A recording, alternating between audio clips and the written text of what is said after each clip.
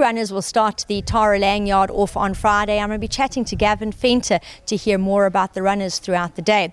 Royal Venus is first up in race 1. Yeah, Royal Venus is very frustrating. I mean, Charlie just worked her with me with Chronicles, and she worked better than Chronicles. Oh, wow. And I said to Charlie, can you believe this is a maiden? And she can't win a race. And we're battling to get her to run a place. I mean, her work is unbelievable. Majorca worked on Monday because she's riding it, and he's shaking his head. So she's very frustrating. Her work is really good, but she just doesn't bring it to the track. But it's a handicap. This is the only chance she's ever got. She ran second in a handicap over 12, I think it was. So this is her best chance, and she's a runner, but if she runs like she works, she can't get beat, but she doesn't. That is a very unfortunate case. It happens quite often. Rainbird, now she's improving with each run. Yeah, Rainbird is getting better all the time. We might put her a little bit further later on, but she's only had the few runs, so she will get better and stronger as she goes along, and she's definitely got a chance. Now in race 2, another 2 runners. We're going to start with Wolfram. He's placed in all 5 of his latest starts. Yeah, this is a bit frustrating. I can't understand why we got a 19 and a 2-2. You know, we on the programming committee, I don't know how that slipped through because we don't do that. So he shouldn't run, to be honest. He shouldn't run.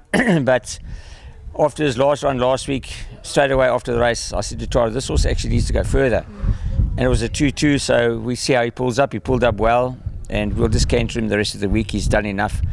And he's got a chance, but it is a handicap. Now, that horse of Kelly's military man, I think he's a couple of kilos better off at the weights for half a length, sorry.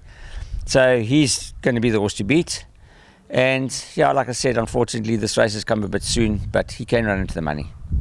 He'll be joined by Bell's First Wave. Actually, last time out ran one of his best races of recent. Yeah, Chase was actually on this horse originally because we weren't going to run the other horse. So this is his best chance. If ever he's going to win a race, it's going to be a maiden handicap, the 2-2, a nice weight in his back. He's a lazy horse in the race. He needs a strong jockey. And luckily we got Devon to ride him. He's nice and strong. So he'll suit the horse, and he definitely can run into the money. We'll see Chronicles of Na in race 3. She was a very well-deserved winner in her last start. Yeah, definitely a runner. Is better on the grass. She's won in the poly, but she is a better grass horse. It's a small field. She's a definite runner. It's going to be very tough to beat Sharon's horse at the weights. She's a top division filly. She's run against the best in PE, but we'll run into the money.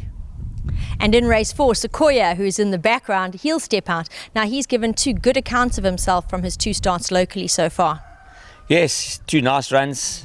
He was in the feature race over 1400. I said it's a bit strong for him. The race that was run last Friday. Yeah. So we opted to go this run. Nice draw 1. He's carrying top weight, but it's a lot weaker than the field that was run last Friday, the November Stakes, I think it was, or whatever it was called. But yeah, he's working really well. I just worked him 15 minutes ago. His work is really good, so he's got a good chance. Batti River, who will run in race 6, was in full control when winning his last. Yeah, he seems to love the poly. So while we're on the poly, we're going to use him where we can from a good draw. He's got a good draw again. It's a competitive race, but I think he's another big runner.